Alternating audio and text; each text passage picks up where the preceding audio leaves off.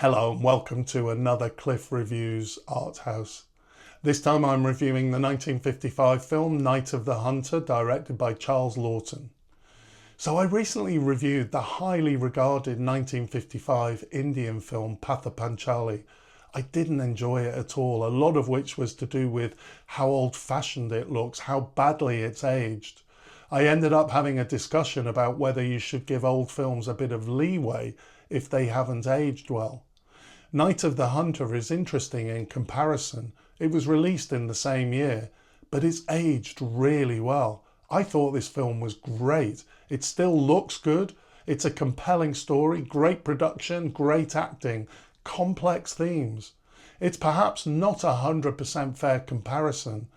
Patha Panchali is an indie film, low budget, definitely in the category of art house, radical in its day.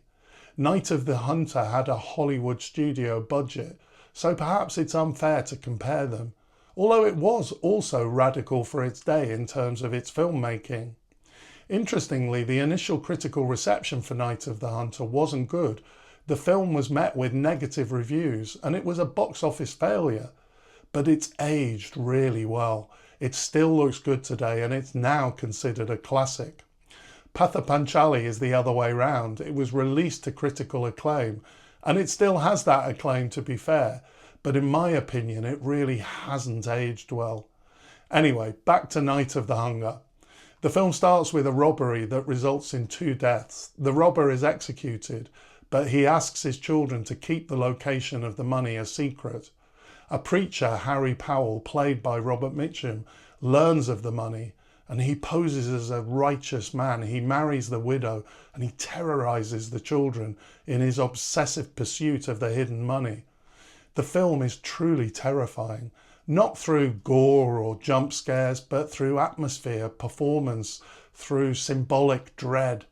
Mitchum's Reverend Harry Powell is genuinely chilling, the way he blends charm with menace, and how the threat is as psychological and ideological as it is physical. It's no surprise that filmmakers from Scorsese to the Coens have cited Night of the Hunter as a key influence. This film is amazing to watch. It looks so good. It has almost exaggerated black and whites, stark contrast with a diverse range of tones. It creates an intensity visually, which I think is part of the experience of watching this film, and I'm sure that this helps to give it a timeless quality. There's an interesting use of shadows, particularly when Robert Mitchum arrives at the house and the children see his shadow and hat on the wall. This makes for a really dramatic moment. There are plenty of interesting and poetic shots, a particular example being when we see the hair and weed flowing under the water. Robert Mitchum is amazing in this film. We think that a preacher should be safe and kind, yet we know from early on that he's a madman. He has extreme views, but he believes they're coming from God. He balances charm and menace. There's an interesting similarity with his character in Cape Fear, which came later in 1962. Night of the Hunter has a moral complexity. The good characters are the children, but they've been asked to lie by their father who stole the money.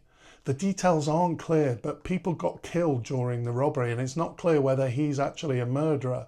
And the children are kind of complicit in protecting the crime, but we're still on their side. The children end up living in a children's home with a kind carer, Rachel, and she represents the embodiment of goodness, love and moral strength in the film. I think she's supposed to be a kind of spiritual and moral counterweight to the bad guy, Harry, like there are 2 types of religious people, good and bad. If I was to make a criticism of the film, it would be about the ending. There was a tonal shift which felt just too jarring. The film moves from a stark horror with a kind of existential terror to something much more redemptive and warm, a little sentimental perhaps. I don't mind the ending as such, but I just think the tone of it was too jarring. Overall, Night of the Hunter is a classic old black and white movie. It still feels like its drama and themes worked for a modern audience. I do recommend this film. Thanks for watching and I'll see you next time.